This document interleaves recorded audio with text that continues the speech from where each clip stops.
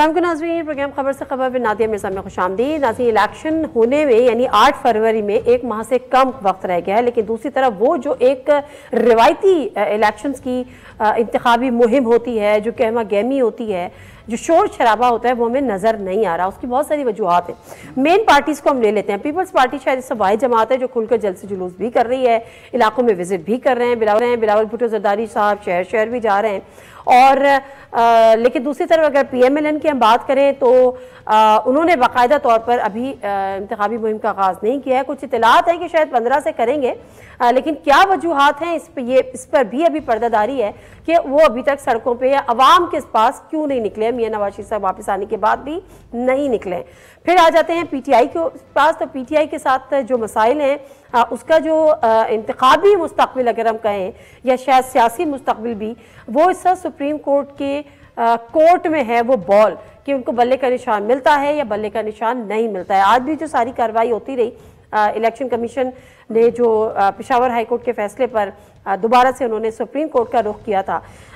जिस तरह से बता रहे हैं कि पीपल्स पार्टी वाहिद इस जमात है और पीपल्स पार्टी बिलावल भुट्टो जरदारी साहब PTI से ज़्यादा जो अपनी तनकीद का निशाना बना रहे, उनके जो महवर है वो PMLN ज़्यादा है। आज भी वो क्या कह रहे थे, शॉर्ट क्लिप है, ज़रा सुनते हैं। बिल्कुल ही एक नया सोच है, एक वाज़े कंपैरिजन करें। दूसरे सियासी जमातें हैं, उनका सियासत एक ज़ाती दुश्मनी पे पहुंच चुका है और हम वो वाहिद जमात है जिसमें वो सलाहियत है। हमारा तारीख भी ये रहा है कि हम सबको साथ लेके चलते हैं। अगर मियाँ साहब वज़ीर आज़म बनता है तो उसका एजेंडा क्या होगा? एजेंडा ये होगा कि मैंने अपने सियासी मुखालिफिन को बंद रखना है, मैंने इंतकामी सियासत जारी रखना है, मैंने तो उन सब से हिसाब लेना है जिन्होंने पता नहीं क्या क्या किया था। वो माजी पे देखते हुए आज को नुकसान पहुंचाएगा, आज के अवाम को नुकसान पहुंचाएगा। इसी के साथ जो बैरिस्टर गौहर खान साहब हैं, चेयरमैन PTI, और वो भी आज सुप्रीम कोर्ट के बाहर गुफ्तगू कर रहे थे मीडिया से। शॉर्ट क्लिप है, वो भी देखते हैं।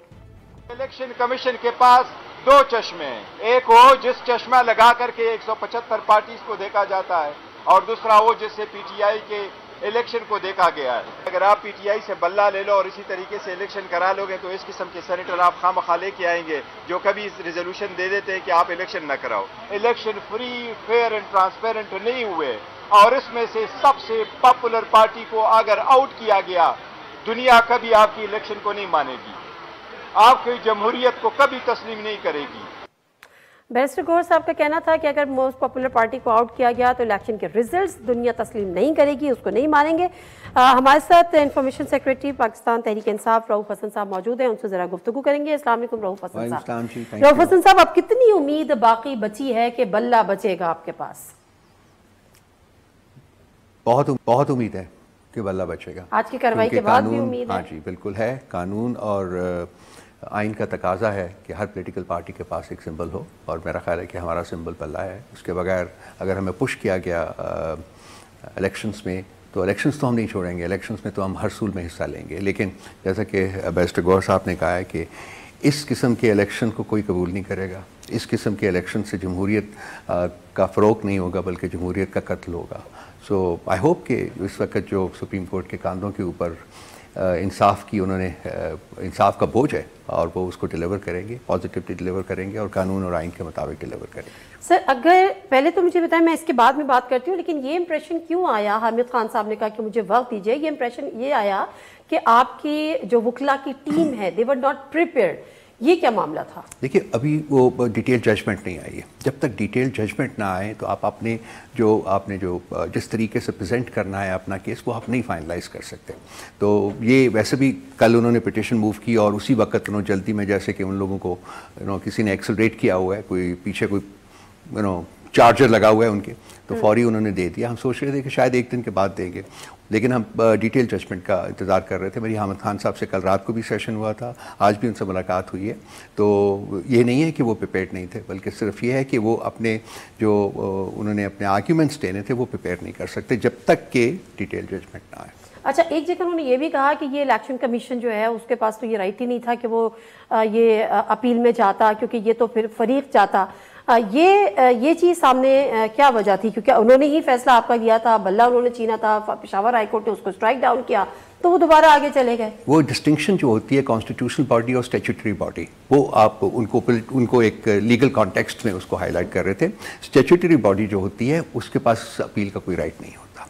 तो ये भी जो इलेक्शन कमीशन ऑफ पाकिस्तान है, एक कॉन्स्टिट्यूशनल बॉडी होने के साथ साथ एक स्टैट्यूटरी बॉडी भी है। सो एक लीगल पॉइंट था जिसको वो हाईलाइट कर रहे थे। It's a very relevant point, बहुत रेलेवेंट पॉइंट है, और उसमें चीफ जस्टिस साहब ने भी उनको नोट किया, उस पॉइंट को नोट किया था। ठीक है, क्या ये इंप्रेशन आपको मिल रहा है कि पीटीआई जो है उसका इलेक्शन कमीशन जो है वो एक पार्टी बन गया है पीटीआई? क्योंकि इंप्रेशन ये आ रहा है कि PTI versus election commission.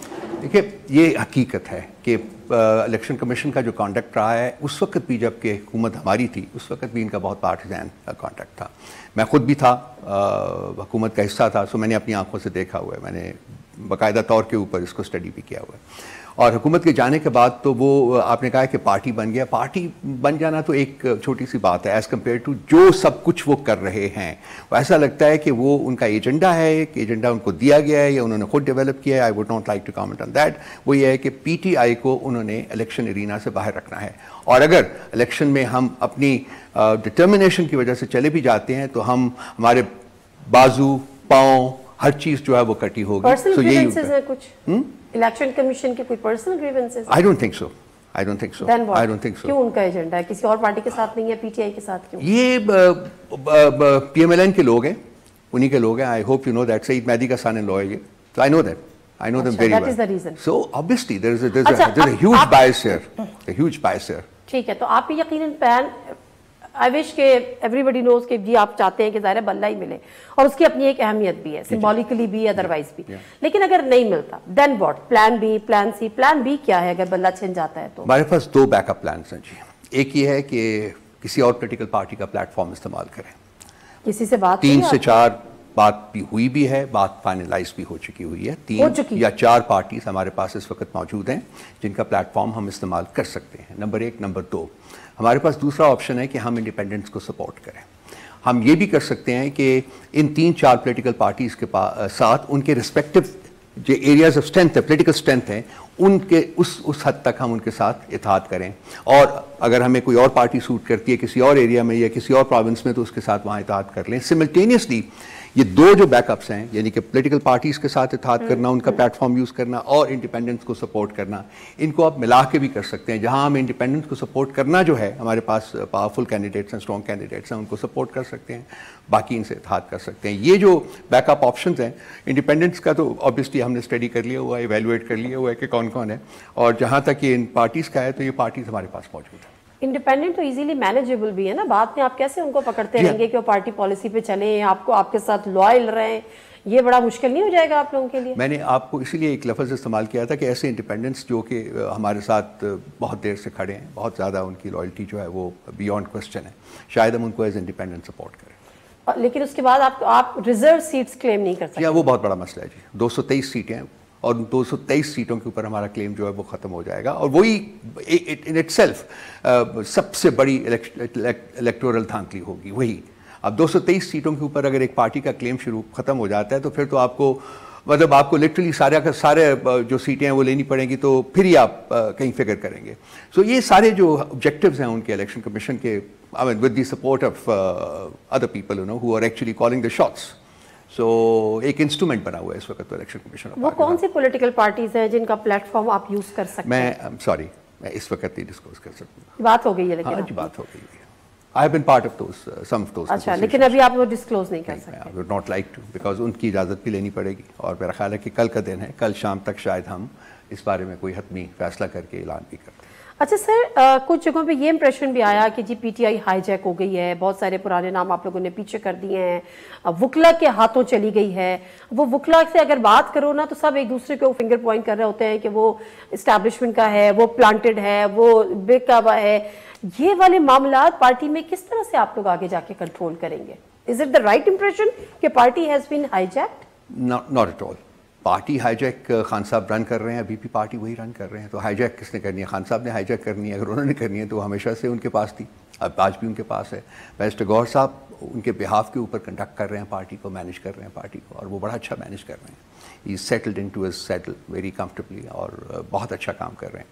Number 2 बात, ये जो आपने लॉयर्स की बात की है, इसमें एक तो ILF ने एक बड़ा मेजर रोल प्ले किया है in helping PTI emerge as a dominant political party in the country. So उनका राइट है, एक तो वो राइट था अलहदा, लेकिन दूसरा जो है, जो मेरा ख्याल शायद लोग डिस्कस नहीं करते, there was a strategic component to this decision. वो इसलिए हमने उनको रखा है क्योंकि हमारा हर बंदा पकड़ा जा रहा था। आपको पता है, मैं उसको नरेट नहीं करना चाहूँगा। किसी हमारा इस वक्त सवाए मेरी ज़ात के, मैं आपके सामने बैठा हूँ, from the senior leadership of the party, कोई और बंदा जो है पोलिटिकल लीडरशिप से वो बाहर नहीं है, या जेल में है या अंडरग्राउंड है, बिकॉज उनको उठाया जा रहा था। सो एक स्ट्रेटेजिक कंपोनेंट ये था कि जी चूंकि लॉयर कम्युनिटी को इस तरीके से डील करना, उनको उठाना पॉसिबल नहीं होगा, क्योंकि वो लोग रिएक्ट करते हैं, पास्ट में हो चुका हुआ है इस मुल्क में। सो उनको पार्ट सॉर्ट ऑफ उनको पहले से ज़्यादा शेयर देना टिकट्स का, उसमें वो स्ट्रेटेजिक कंपोनेंट जो है वो भी रेलेवेंट था। इसको इन 2 चीज़ों की वजह से कि ILF का एक रोल रहा हुआ है, बहुत इंपॉर्टेंट रोल रहा हुआ है। दूसरा कि हमें ये पता था कि अगर ये लोग आएंगे, मसलन गौहर साहब को चेयरमैन बनाने में भी एक ये भी फैक्टर था कि वो लॉयर हैं, तो उनके साथ डील करना जो है, वो अगर किसी पोलिटिकल बंदे को हम चेयरमैन बनाते तो शायद वो अब तक गायब हो चुका होता। सो ये बहुत इंपॉर्टेंट पॉइंट। डिस्क्वालीफाई हो चुके हैं टू कॉन्टेस्ट इलेक्शन। या वो देखिए, वो जो कन्विक्शन है उनकी, वो सस्पेंडेड है इस वक्त, क्वाश नहीं हुई।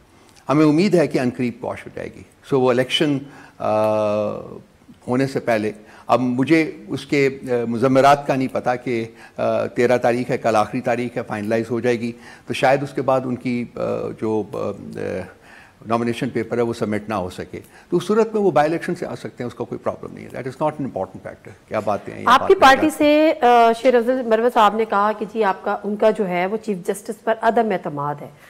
फिर एक आया कि नहीं जी ऐसा कुछ नहीं है। अभी आपकी पार्टी कहाँ स्टैंड करती है? क्योंकि कल आप शायद एक प्रोग्राम में ये भी कह रहे थे कि 2 जजेस जिन्होंने रिजाइन किया है, खासतौर पर जस्टिस एजाजुल हसन साहब, उन्होंने चीफ जस्टिस के साथ अपने आप को शायद वो कंफर्टेबल नहीं थे, उनके कुछ इश्यूज थे, व्हाटएवर, इस वजह से उन्होंने रिजाइन किया। Do you stand by with your words? मैंने 2 जजेस के बारे में नहीं कहा था, मैंने जस्टिस एजाजुल हसन के बारे में कहा था। जी, मेरी इन्फॉर्मेशन यही है कि अभी भी यही उनके लिए अनकंफर्टेबल हो गया था, बहुत अनकंफर्टेबल हो गया था, उनके ऊपर प्रेशर भी था और उनके लिए अनकंफर्टेबल हो चुका था, बिकॉज उनकी अपनी परसेप्शन में वो फील करते हैं कि चीफ जस्टिस कॉन्स्टिट्यूशन को वायलेट कर रहे हैं। ये उनकी परसेप्शन है जो मुझे मेरे पास पहुंची। मैं कायम हूँ बिल्कुल उसके ऊपर। आपकी परसेप्शन है? मैं बिल्कुल, हाँ जी।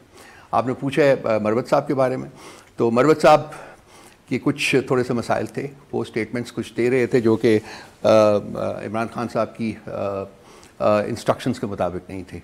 कुछ टाइमिंग का प्रॉब्लम होता था और कुछ कंटेंट का प्रॉब्लम होता था। सो हमने 4 दिन पहले मैंने एक प्रेस रिलीज भी की थी, उसमें हम लोगों ने बताया था कि क्या पोजीशन है।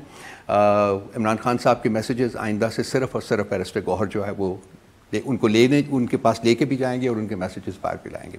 कोई और शख्स पार्टी का जो है वो उनके मैसेजेस के साथ डील नहीं करेगा, नंबर 1। नंबर 2, जो स्पोक्स पर्सनस थे वो उन्होंने 5 नए स्पोक्स पर्सनस जो हैं, कुछ पहले थे, कुछ उन्होंने कहा, मैंने उनकी लिस्ट भी एडमिनिस्ट्रेटिव ऑर्डर हमने कर दिया था, उसमें गौहर साहब हैं, उसमें शिबली फराज हैं, सेक्रेटरी जनरल हैं, मैं हूँ, और शुएब शाहीन साहब जो हैं वो लीगल मैटर्स को डील करेंगे, पॉलिटिकल मैटर्स को मैं डील करूँगा सारे कुछ, बाकी ये है। तो वो एडमिनिस्ट्रेटिव डिसीजन जो था वो इंपॉर्टेंट हो गया था ताकि जो कन्फ्यूजन क्रिएट हो रही है उसको दूर किया जा सके।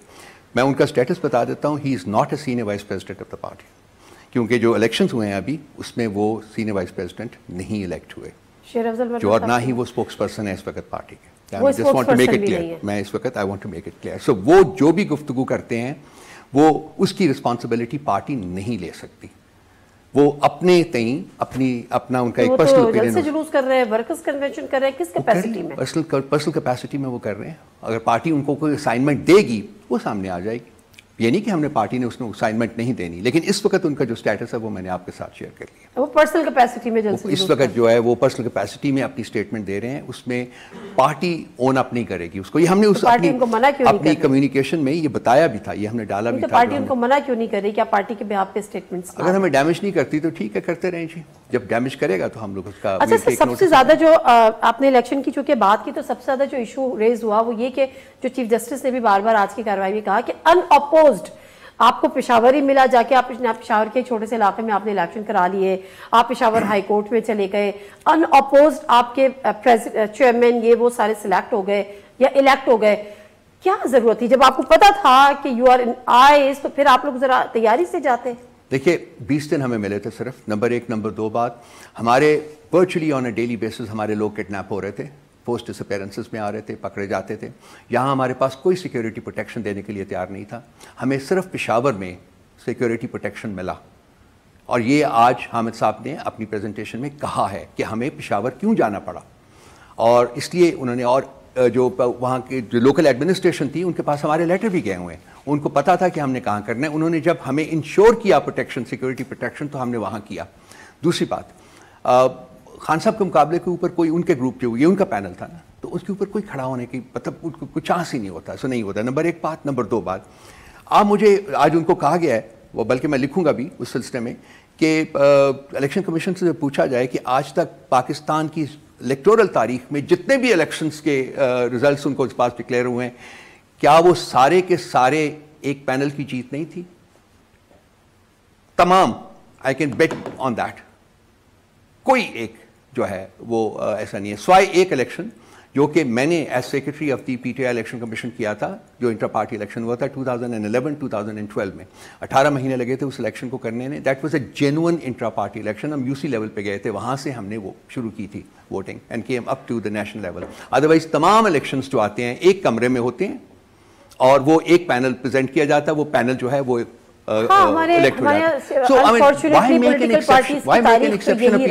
तारीख तो यही। We don't have democratic political parties in Pakistan. Akbar S Babar party के फाउंडिंग मेंबर थे, हैं?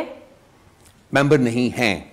आप अदालत ने कहा है कि आप you need to prove it कि वो मेंबर हमारे पास है जी, वो पड़ी हुई है कंप्लीट, जो हमने नोटिस दिए हुए हैं उसकी लिस्ट हमारे पास कंप्लीट बुक पड़ी हुई है, 32-33 पेजेस हैं, वो लेके जाएंगे कल हामिद साहब। कहा कि उनका अंडरस्टैंडिंग ये है कि founding member, once founding member is always the member of party. Sorry, wrong, totally wrong. You have to go by your own constitution. We have a constitution. A member can be removed. लेकिन वो claim करते हैं कि मैं founding member हूं, मैं आज भी पीटीआई का वो क्लेम सब कुछ कर सकते हैं बेबी, हम तो नहीं मानते ना उस क्लेम को। He was extern from the party. उनके इश्यूज क्या हुए पार्टी के साथ, क्या वजह थी? उन्होंने कहा 2011 में आखिरी इमरान खान साहब से मुलाकात हुई, उसके बाद में पार्टी को इस्लाह करता रहा, नहीं हुई। क्या मसाइल क्या थे उनके? वो बहुत लंबी कहानी है कि वो पार्टी को किस तरीके से डैमेज कर रहे थे। वो खुद कर रहे थे, किसकी कीमत पे कर रहे थे वो? अब ये मतलब इसमें मैं पढ़ूंगा तो वो बैठे होते तो मैं उनसे बात कर लेता, किसी वक्त ले आइए उनको बुला लीजिए तो उनसे बात कर। हमने तो चाहा था, आपने अलाउ नहीं किया सर। आपने कहा नहीं, मैंने अकेले ही करना। नहीं, मैंने ये नहीं कहा था उनके बारे में। मैंने अगर कभी आप बात करना चाहें तो जरूर करें। उसके बाद उनका एक जो रोल रहा हुआ बहुत नेगेटिव और डिस्ट्रक्टिव रहा हुआ पार्टी के लिए। खान साहब के बहुत करीब थे ये लोग, हम मानते हैं इसको, ये अच्छे है, लेकिन इन्होंने जिस तरीके से पार्टी को अंदर से खोखला करने की कोशिश की वो भी एक हकीकत है। उसी की बेसिस के ऊपर आई कांट से वो ज्यादा बेहतर आपको जवाब दे सकेंगे ना कि किसी की ईमा पर कर रहे थे या खुद उनके दिमाग में कोई कीड़ा आ गया था या कोई और वजह थी। From 2011 onwards, you know, he was so एक स्टेज ऐसी आ गई कि जब पार्टी में उनका ठहरना जो था वो पार्टी के लिए टेनेबल नहीं रहा था। कंसिक्वेंटली उनको बाकायदा पार्टी की जो कॉन्स्टिट्यूशन है उसके मुताबिक उनको नोटिस दिए गए and then he was extend, then he took it to a court of law.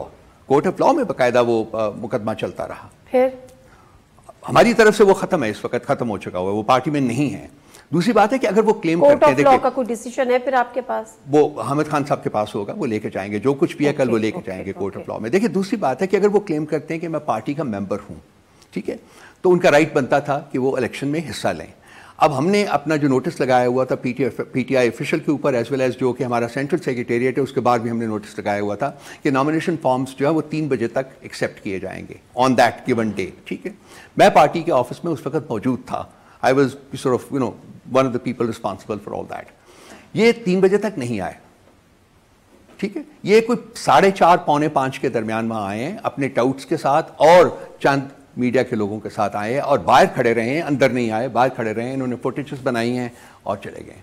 तो वो उसमें भी नाकाम। उन्होंने पार्टी के ऑफिस में आके अपना नॉमिनेशन फॉर्म वक्त मुकर्ररा के अंदर जमा नहीं करवाया। सो दोनों फैक्टर्स के ऊपर जो है उनका केस नहीं बनता। अब ये तो कोर्ट के ऊपर है कि वो क्या डिसाइड करें। डेफिनेटली ये कोर्ट के ऊपर है। Thank you very much Rauf Hasan sahab, आपके टाइम का स्टूडियो तशका। मुख्तसर सा ब्रेक लेते हैं, ब्रेक से वापस आते हैं।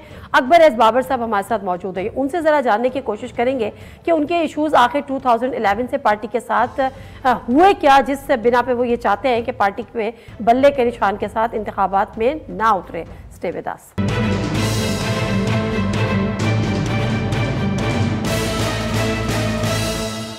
जिनाज़े प्रोग्राम में एक दफ़ा फिर आपको खुशामदीद कहते हैं और अकबर एस बाबर साहब हमारे साथ मौजूद हैं, पीटीआई के फाउंडिंग मेंबर, जो वो कम अज़ कम क्लेम करते हैं पीटीआई माने या ना माने। अस्सलाम वालेकुम सर।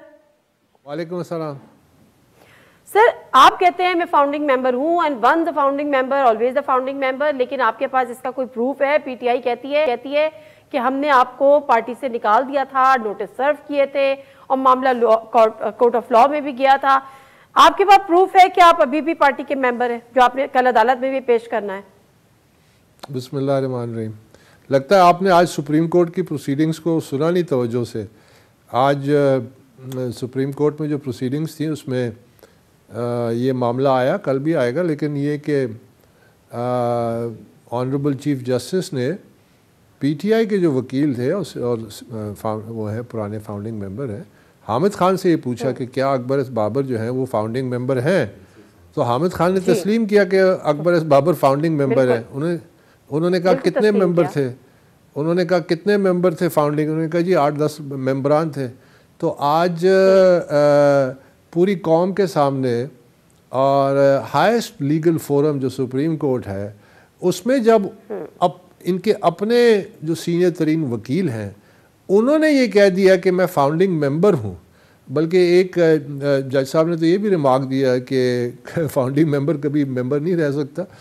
तो अब इसके बाद मेरा ख्याल है इस मामले को बार बार उठाना तो बहरहाल अब आपका हक है। सर मैं आपसे अकबर एस बाबर साहब, मेरा सवाल पूछने का ये सब मुझे भी पता है जाहिर है, लेकिन मैंने ये सवाल पूछा इसलिए कि आपसे कबल रऊफ हसन साहब हमारे इस प्रोग्राम में थे, तो उन्होंने कहा कि बेशक फाउंडिंग मेंबर थे, लेकिन 2011 के बाद आपको हमने पार्टी ने नोटिस वगैरह दिए थे और उसके बाद मामला कोर्ट ऑफ लॉ में गया और फिर आप मेंबर पार्टी के नहीं रहे। दैट वाज द रीजन जो मैंने आपसे ये क्वेश्चन रेज किया। देखिए, नहीं आपने फाउंडिंग मेंबर का जिक्र किया कि आप फाउंडिंग मेंबर नहीं है। देखिए जहाँ तक फाउंडिंग मेंबर तो ऑफ कोर्स हैं सर, ऑफ कोर्स। हाँ जी जी। तो लेकिन देखिए जो बात है ना, जो ये जो बात करते हैं इनसे आप कोई एक जुडिशियल ऑर्डर क्यों नहीं पूछ लेती? इनसे कहें कि जी आप हमें कोई एक नहीं ज़रा मुझे कहने दें कि कोई एक ऑर्डर इलेक्शन कमीशन का या हाई कोर्ट का या डबल बेंच हाई कोर्ट का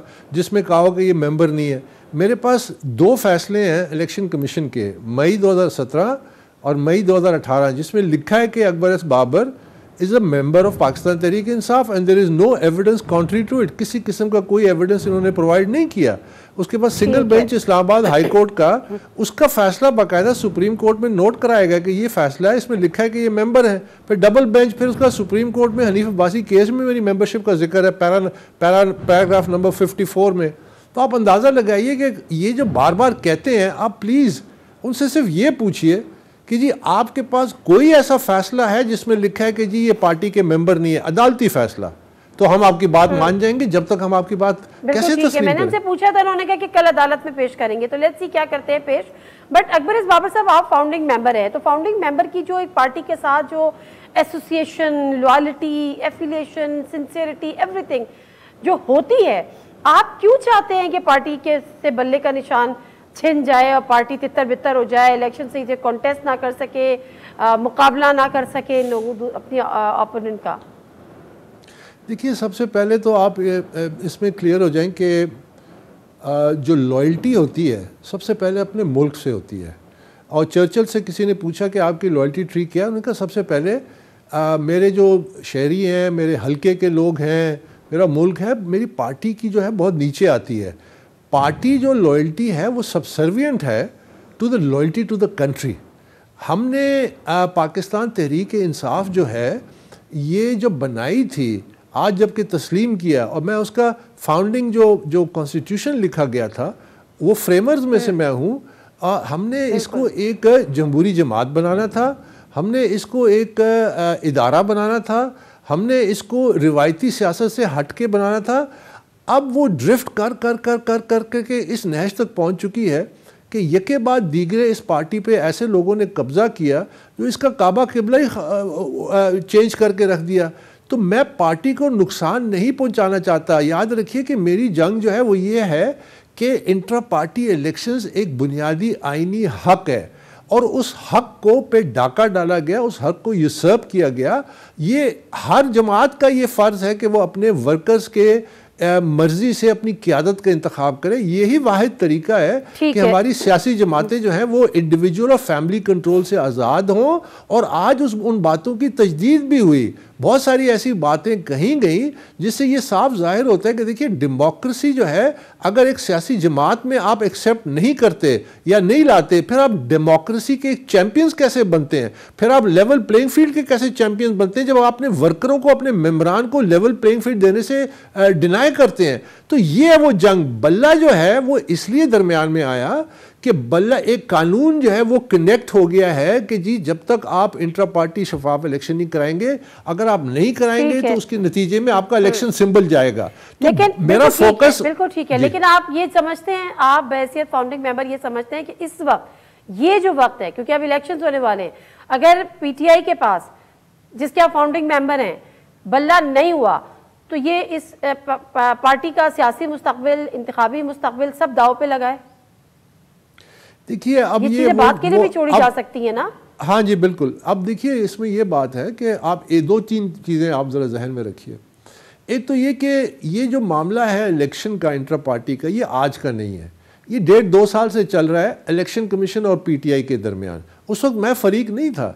23 नवंबर को जब इलेक्शन कमीशन ऑफ पाकिस्तान ने इनके इंट्रा पार्टी इलेक्शंस को मुस्तरद किया और साथ ये लिख दिया फैसले में कि हम आपको आखिरी 20 दिन दे रहे हैं, आखिरी मौका, अगर इस दफ़ा भी आपने नहीं किया तो ये बल्ले का जो निशान है यानी सिंबल, जो इलेक्शन सिंबल है, ये ख़तरे में पड़ सकता है। मैं तो उस वक्त कूदा हूँ कि जब नुकसान पानी तकरीबन नाक तक आ चुका था और मैंने जो अपनी इस्तदा की उसमें मैंने कहा था कि इनको एक और मौका दिया जाए, लेकिन इंडिपेंडेंट मॉनिटर्स के नीचे, कि वो इलेक्शन करा सके ताकि ये बल्ला सिंबल भी बच जाए और पार्टी जो इदारा बनना है, ठीक है। तो ये बड़ा जरूरी है। लेकिन लेकिन मैं आपको वो जवाब दे दूं कि जी इसको नुकसान पहुंचेगा, इसमें कोई शक नहीं है कि पीटीआई को नुकसान पहुंचेगा। लेकिन जब कैंसर जिस्म के हर हिस्से में फैल जाए तो सर्जरी करनी पड़ती है, उससे तकलीफ भी होती है और उससे बहुत सारे और वो साइड इफेक्ट्स भी होते हैं। लेकिन अगर आपने मेरे पास, सॉरी, बिल्कुल ठीक है, सॉरी सर मैं आपकी बात काट रही हूँ, बट थोड़ा सा टाइम कम है, मैं ज़्यादा से ज़्यादा आपसे कोई बात करना चाहती हूँ। उसकी वजह यह है कि मुझे ये आपसे पूछना है कि 2011 के बाद से आपके खान साहब से मुलाकात नहीं हुई, क्या ऐसे इश्यूज थे जिसकी वजह से आप पार्टी से आहिस्ता आहिस्ता दूर होते चले गए? फिर मामला यहाँ तक हुआ कि 2014 में आपने एक प्रोविडेंट फंडिंग का केस किया या फॉरेन फंडिंग वाला केस किया। 2011 में क्या ऐसा हुआ आपके साथ?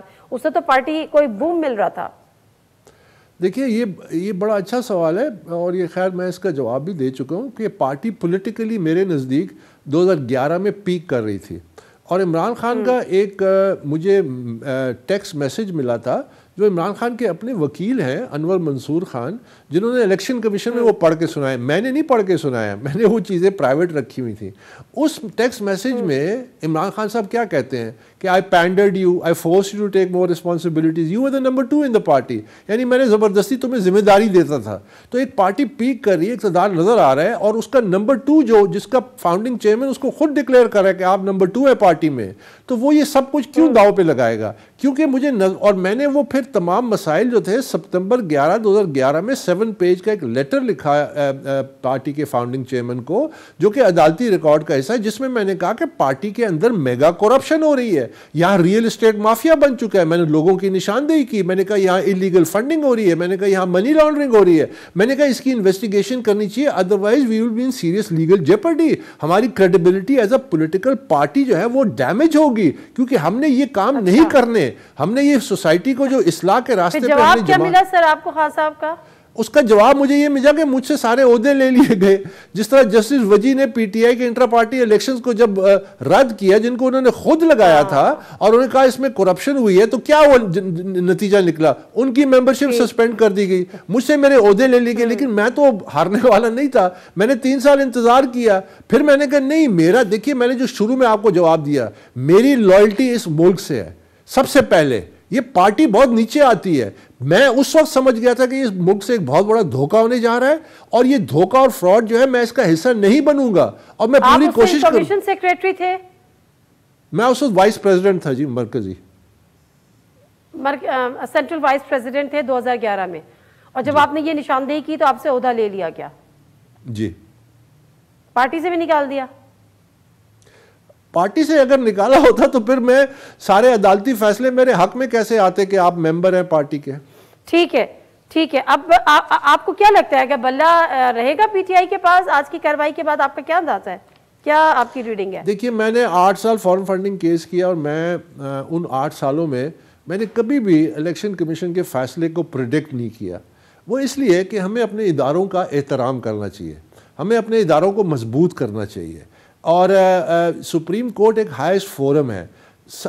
पाकिस्तान की तारीख में पहली दफ़ा ऐसा हुआ है कि वहाँ पे जो मेजर बड़ी कार्रवाई हो रही है वो लाइव ब्रॉडकास्ट हो रही है। तो एक तरफ तो अवामी अदालत भी सजी हुई है, लोग भी खुद अपने आंखों से देख रहे हैं, कानों से सुन रहे हैं कि क्या हकायक है, किस तरह ऑब्जेक्टिवली हो रहा है। तो इंशाल्लाह सुप्रीम कोर्ट का जो भी फैसला होगा वो हम तवक्को करेंगे कि जाहिर है वो आइन और कानून के मुताबिक होगा, और उसके बारे में पहले से पेशेंगोई करना मुनासिब नहीं है, ना मैं करूँगा।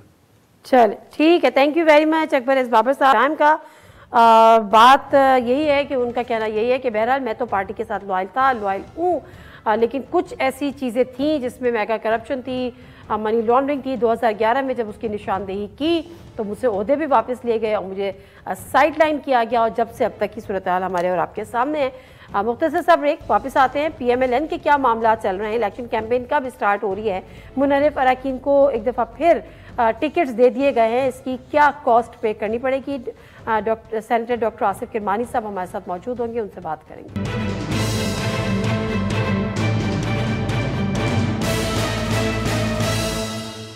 जनाज़े प्रोग्राम में एक दफ़ा फिर आपको खुशामदीद कहते हैं, और जहाँ जो अब इंतखाबात की तैयारी है, और तमाम ही जमातें जो हैं वो अपने कैंडिडेट्स की लिस्ट भी उन्होंने शेयर करनी शुरू कर दी है।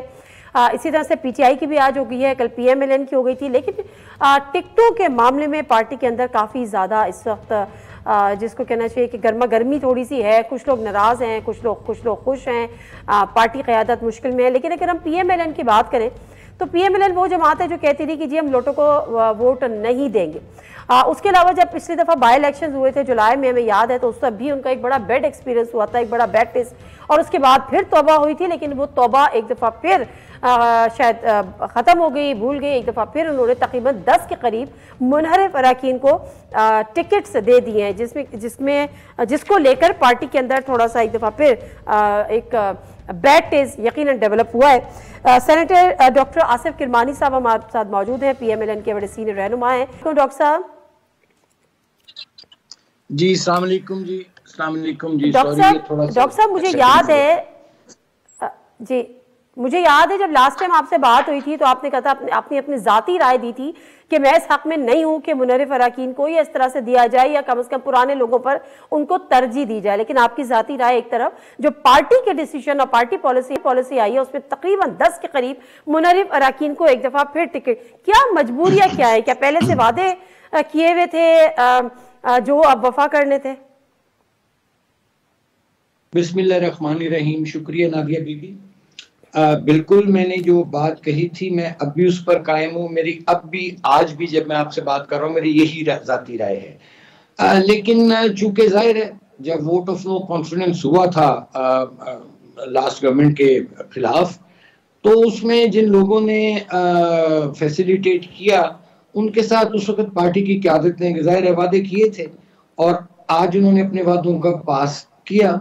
लेकिन मैं समझता हूँ कि जहाँ ये सारी जो चीज़ें होती हैं ना, जोड़ तोड़ हो गया, और जिस किस्म का ये पाकिस्तान में पॉलिटिक्स अनफॉर्चुनेटली जिस तरफ चली गई है काफी अरसे से और अब जा रही है, this is all power politics. तो उसमें फिर इस तरह होता है, आपको अपनी सबसे प्यारी चीज की कुर्बानी देनी पड़ती है।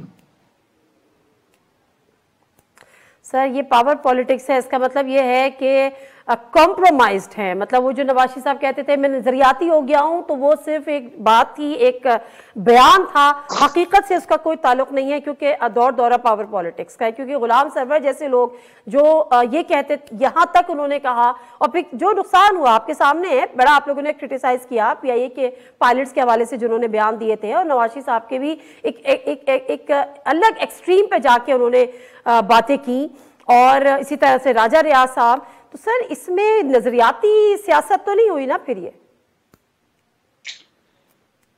मैं देखिए इस सवाल का जो जवाब है ना, वो तो पार्लिमानी वोट दे या क़यादत दे, इस बात का जरूर उनको जवाब देना चाहिए।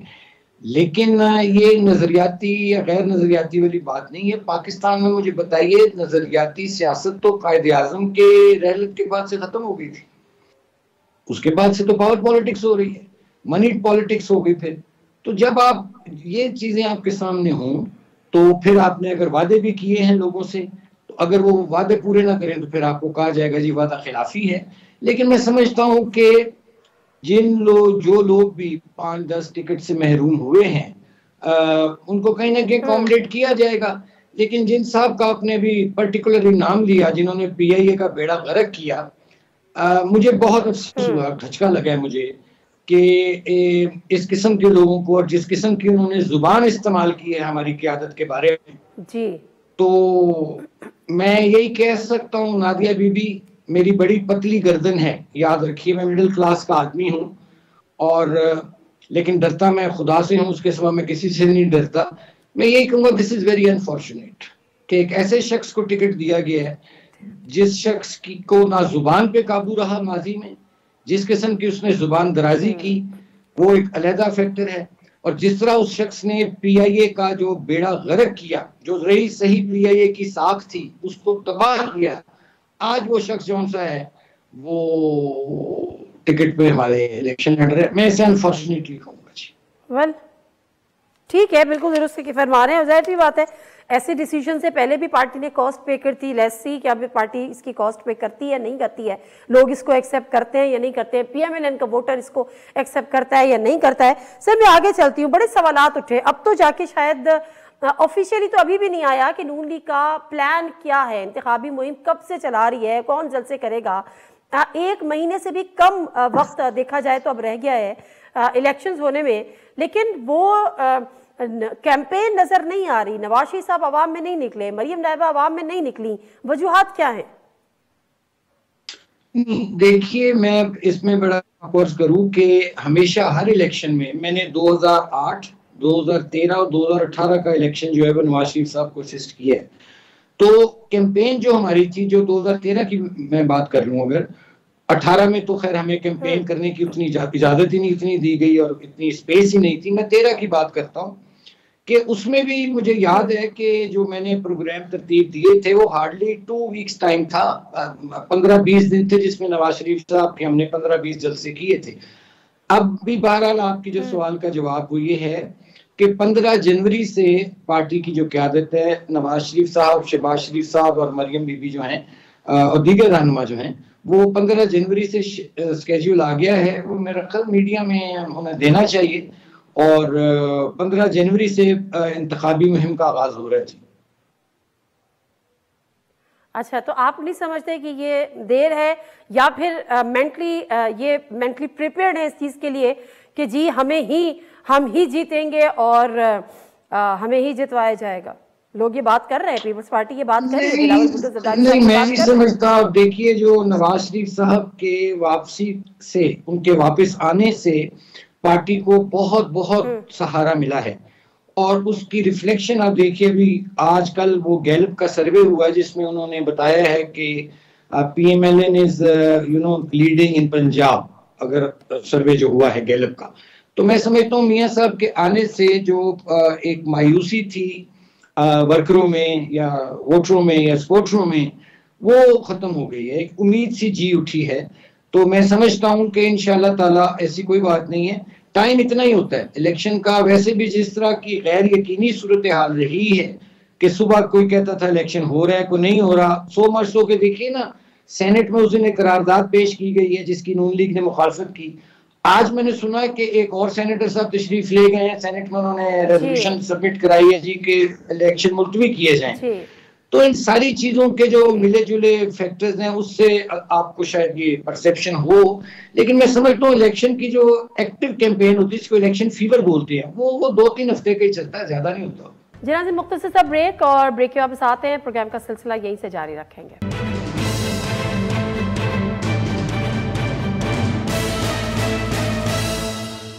प्रोग्राम में एक दफा फिर आपको खुशामदीद। ये जो आपने खुद सेनेट की करारदादों का जिक्र किया, ये कौन है जो चाहता है कि इलेक्शंस ना हो अगर पार्टीज नहीं चाहती? क्योंकि जो बिलावल भुट्टो जरदारी साहब हैं वो कहते हैं सिर्फ हमारी जमात है जो कैंपेन कर रही है और PMLN जो है वो इलेक्शन से भाग रही है। क्या आप तो कौन है जो करारदादे पेश कर रहा है, उनके पीछे कौन है, कौन नहीं चाहता?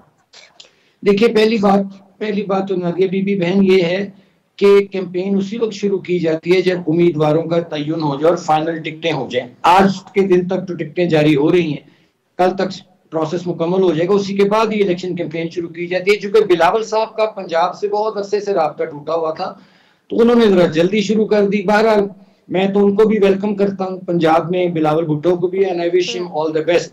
जहां तक आपकी दूसरी, आपने क्या फरमाया था?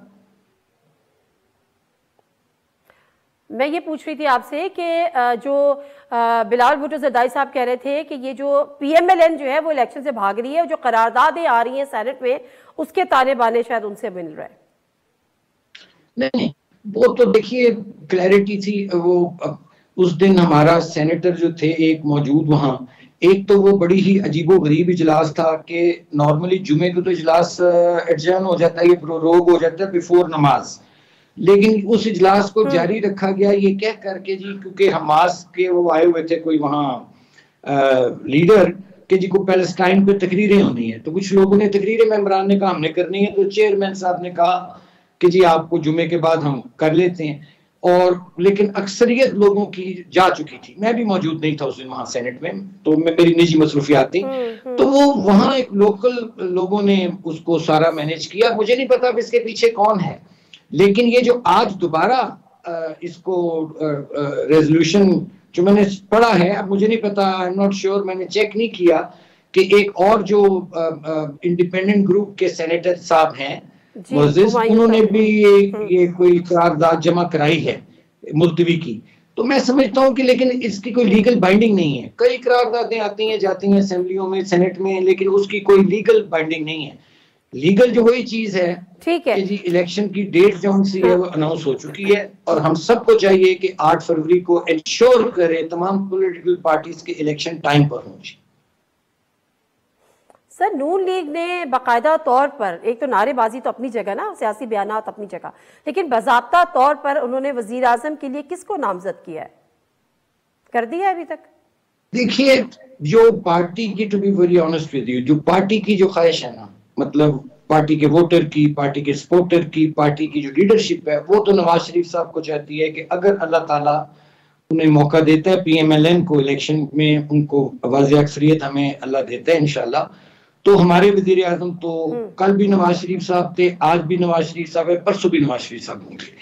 लेकिन मैंने जो महसूस किया है कि मियाँ साहब की कोई जाती कोई ख्वाहिश नहीं है कि वो चौथी बार वजीर आजम बने, उन्होंने उसको अपनी अना का मसला नहीं बनाया हुआ, लेकिन पार्टी इस पर यकसू है और मुत्तफिक है कि अगर हमें इलेक्शन पार्टी जीतती है तो वजीर आजम जो है नवाज शरीफ साहब ही होंगे। ठीक है। अच्छा सर, ये जो आज सुप्रीम कोर्ट में सारा दिन हियरिंग हुई और फिर वो कल के लिए पोस्टपोन हुई, जिसमें हमने देखा कि बल्ले का निशान PTI के पास हो या बल्ले का निशान PTI के पास ना हो, आपको क्या लगता है अगर बल्ले का निशान PTI से छिन गया तो क्या ये इलेक्शंस जो हैं वो कंट्रोवर्शियल नहीं हो जाएंगे? फिर इस पे सवालात उठेंगे, फिर एक पॉलिटिकल क्योस होगा, स्टेबिलिटी तो नहीं आएगी? What do you think? मैं इसमें ये अर्ज करूं कि मैं तो बारहा चैनल्स पे ये कह चुका हूं, अर्ज कर चुका हूं, मैं आपके यहाँ खिदमत में अर्ज कर देता हूं, हालांकि इससे मुझे बहुत तनकीद का निशाना बनना पड़ा है, लेकिन कोई बात नहीं, हक सच बात करनी चाहिए। मैं समझता हूं कि उनको बल्ले का निशान मिलना चाहिए पीटीआई को, और सिर्फ वो लोग जो सानहा 9 मई में डायरेक्टली या इनडायरेक्टली मुलव्विस थे, जो जिनके खिलाफ नाकाबिले तरदीद सबूत हैं, शवाहिद हैं, उनको इजाजत नहीं होनी चाहिए। लेकिन बहसीत पार्टी में समझता हूँ पीटीआई को इजाजत भी होनी चाहिए और उसे बल्ले का भी निशान दे, चूंकि ये जो एक परसेप्शन क्रिएट हुई ना सोशल मीडिया पे कि जी वो बल्ले का निशान मिल जाएगा तो पता नहीं वो चौके छिक्के मारेंगे और स्टेडियम से बाहर गेंदें फेंक देंगे, वो भी पता चल जाएगा वो कितने पानी में है और दूध का दूध पानी का पानी हो जाएगा। और इससे इलेक्शन की, जैसे आपने फरमाया, इससे क्रेडिबिलिटी मजीद स्ट्रेंथन होगी। तो मैं तो कहता हूं उनको दें बल्ला और हर कोई अपना जोरे बाजू आजमाए और फैसला अवाम पे छोड़ दे, जो अवाम फैसला करें वो सबको कबूल होना चाहिए। सर ठीक है सर, एक आखिरी सवाल, शहबाज शरीफ साहब कराची की 242 से क्यों दस्तबरदार हो गए और कौन से मामला था जिस पर एमक्यूएम बैक ऑफ नहीं हुई और एमक्यूएम से मामला तय नहीं हुए? मेरी इस मामले में ये कोई लेटेस्ट अपडेट तो नहीं मुझे, लेकिन जो माजी में जो बात हुई थी वो यही हुई थी कि उधर से कुछ आमादगी थी कि भाई कोई एडजस्टमेंट होगी तो उसमें शहबाज साहब जो है वो 242 से कंटेस्ट करेंगे, लेकिन वो उनके साथ नहीं कोई मामला चल सके, तो इसलिए फिर वो जाहिर है वहाँ मुस्तफ़ा कमाल साहब को उन्होंने अपना रिटेन किया एमक्यूएम ने। तो शहबाज साहब और भी दीगर पंजाब में हल्कों से लड़ रहे हैं, लेकिन एक अच्छा मैसेज आता अगर सिंध वाले, कराची वाले एक विफाक की इलामत बनती ये बात, अगर वो शहबाज साहब के लिए उनको वहां एडजस्ट कर लेते तो इससे पाकिस्तान में विफाक मजबूत होता। मैं तो ये समझता हूँ, लेकिन अगर नहीं हुआ तो बस अब क्या कह सकते हैं। चले ठीक है, thank you very much Asif Kirmani साहब आपके टाइम का, और थैंक यू सर। किरमानी साहब का कहना यही है कि बहुत अच्छा होगा कि अगर के पीटीआई को बल्ले का निशान मिल जाए, क्योंकि जब इनके सारे क्लेम्स हैं कि जी हम क्लीन स्वीप कर लेंगे, हम ये करेंगे, तो वो भी जब लेवल प्लेइंग फील्ड होगी, सबको बराबरी का मौका मिलेगा, तो क्लैरिटी भी हो जाएगी और दूध का दूध और पानी का पानी हो जाएगा कि कौन कहाँ पर खड़ा है मकबूलियत के हवाले से और पे इलेक्शन में बरतरी लेने के हवाले से। इसी के साथ प्रोग्राम से इजाज़त दीजिए, अल्लाह हाफ़िज़।